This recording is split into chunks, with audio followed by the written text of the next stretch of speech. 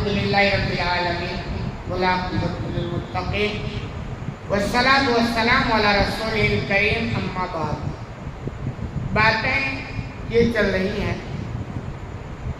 کہ کچھ ایسے جانور ہیں جن کو قتل کر دینا، مار دینا درست ہے، اور اگر مزاج شریعت تلاش کریں گے تو یہ کہ جو جانور آپ کو تکلیف دینے والے ہیں، آپ کو نقصان پہنچانے والے ہیں، انہیں مارا جا سکتا ہے، اور حدیث میں تقریباً ان سب کا نام بھی گنایا گیا ہے۔ ساتھ ہی یہ بھی ہے کہ جو جانور آپ کو تکلیف نہیں پہنچاتے ہیں، بلا وجہ ان کو مارنا، ستانا، یہ بھی بہت خطرناک ہے، جیسا کہ حدیث نمبر 3318 میں ہے۔ عن ابن عمر رضی اللہ عنہما عن نبی صلی اللہ علیہ وسلم، ابن عمر رضی اللہ عنہ سے روایت اور نبی کریم صلی اللہ علیہ وسلم کے حوالے سے بیان کرتے ہیں، قال کہ آپ صلی اللہ علیہ وسلم نے ارشاد فرمایا، دخلت امرأۃ النار فی ہرہ، کہ ایک عورت ایک بلی کے سبب سے جہنم میں داخل ہو گئی۔ وہ مشہور واقعہ ہے کہ اور نے بلی کو پکڑا اور جکڑ دیا، کھانا پینا نہیں دیا، اور اللہ ناراض ہوا، اٹھا کے جہنم میں ڈال دیا۔ تو اسی کا تذکرہ بالکل صحیح چیز ہے، واقعہ ہے صحیح بخاری کے حوالے سے، کہ ایک عورت بلی کے سبب سے جہنم میں چلی گئی۔ سبب کیا تھا؟ ربطتھا، اس عورت نے بلی کو پکڑا اور باندھ دیا۔ کہہ رہے لم تطعہما ولم تدعها تاکل من خشاش الارض، نہ تو اس عورت اس بلی کو کھانا دیا اور نہ تو اس کو چھوڑا کہ وہ زمین کے کیڑے مکوڑے کھا کر اپنی پیٹ بھر لے اور یا اپنی جان بچا لے۔ تو بلی کو بلا وجہ باندھ دی اور وہ تڑپ تڑپ کے مر گئی، اور نتیجہ ہو گیا کہ وہ جہنم میں داخل ہو گئی۔ تو ویسے بھی بلی عام طور پہ اتنا نقصان نہیں پہنچاتی، اور نقصان ہی پہنچاتی ہے تو یہ طریقہ کسی کو بھی اسلام میں مارنے کا نہیں کہ اس کو تڑپا تڑپا کے مارا جائے۔ آپ دیکھیں اسلام میں جو قصاص ہو رہا ہے، جو سزائیں ہیں نا، قصاص میں آپ دیکھیں گے نا، پھانسی کی سزا نہیں، کیوں؟ پھانسی بھی انسان تڑپ تڑپ کے مرتا ہے، اور گردن مارنے کا بھی قصاص میں گردن مار دو، آپ دیکھیں کہ اس میں ایسا مارتے ہیں کہ بہت مختصر تکلیف، سامنے والے کی عبرت ہو گیا، جس کو بدلہ لینا تھا اس کو تسلی ہو گئی، اور اس کے بعد اس کو بھی قصاص میں مار دیا گیا اور اتنا تکلیف نہیں ہوئی۔ تو اسلام میں ویسے بھی تڑپا تڑپا کر مارنے کی کوئی پالیسی نہیں۔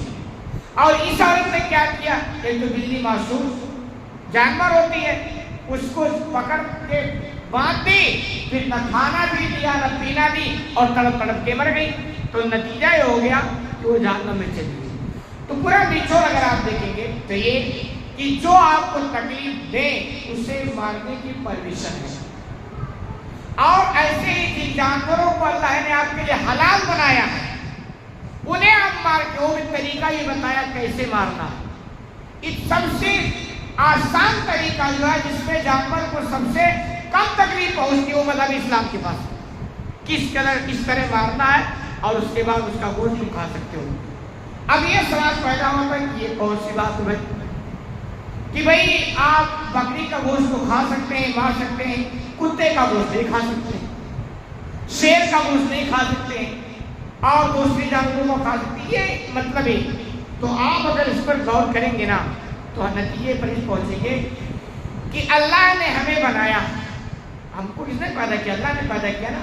تو اللہ خوب اچھی طرح جانتا ہے کہ کیا چیز ہے جو ہماری جسم کے لیے فائدہ مند ہے اور کیا نقصان ہے۔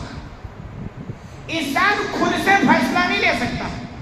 آپ دیکھیں انسان اگر مذہب سے آزاد ہو گیا تو کچھ ایسے لوگ ملیں گے کہ انڈا کھانا بھی پاپ ہے، اور کچھ ایسے ملیں گے جبکہ دونوں انسان کے پاس وہی دماغ، وہی پھیپھڑے گردے سب کچھ وہی ہے، لیکن ایک کی سوچ یہ بنے گی کہ انڈا کھانا پاپ ہے، اور دوسرے کی سوچ جو چاہو کھاؤ، چین والے دیکھو جو بھی چاہو وہ بھی کھائے۔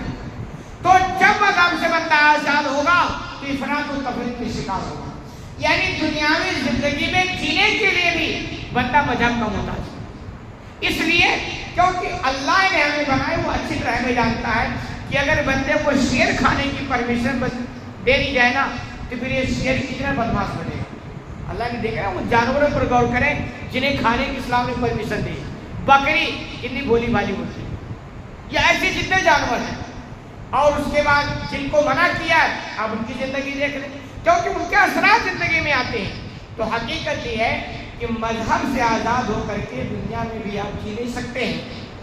آگے چل کر کے آپ دنیا کے اندر بھی دیکھیں گے دو ہی نظریے قائم ہوں گے, یا تو لوگ مذہب سے بیزار ہو جائیں گے اور اس کے بعد اگر کوئی مذہب پہ چلنے والا ہوگا تو مذہب اسلام والے ہوں گے. کیونکہ دنیا کے اندر جتنے مذاہب ہیں نا کسی کے اندر مکمل گائیڈ مکمل رہنمائی نہیں, اس لیے سب مذہب سے بیزار ہو رہے ہیں, سب ناستک بن رہے ہیں, داہریہ بن رہے ہیں, لیکن مذہب کے بغیر بھی نہیں سکتے ہیں. آخر میں وہ آئیں گے انشاءاللہ اسلام کی طرف, کیونکہ اسلام مکمل نظام حیات ہے, ہر میدان میں رہنمائی کرتا ہے, اس لیے اسی کی طرف آئیں گے. تو ہم مسلمان ہیں, بہت بڑی خوش نصیبی کی بات ہے. بھلائی اسی میں ہے کہ جو اسلام نے دائرہ دیا ہے, جو رہنمائی کی ہے, اسی میں ہم زندگی گزاریں. کس سے مارنے کا حکم دیا ہے, کس سے نہیں دیا, کسے کھانے کا حکم دیا, کس سے روکا, یہ ساری چیزوں کو لے کر آپ جئیں گے نا انشاءاللہ اسی میں بھلائی ہے. اللہ رب العالمین سے دعا ہے کہ العالمین جو میں کہنے سے زیادہ توفیق عطا فرمائے.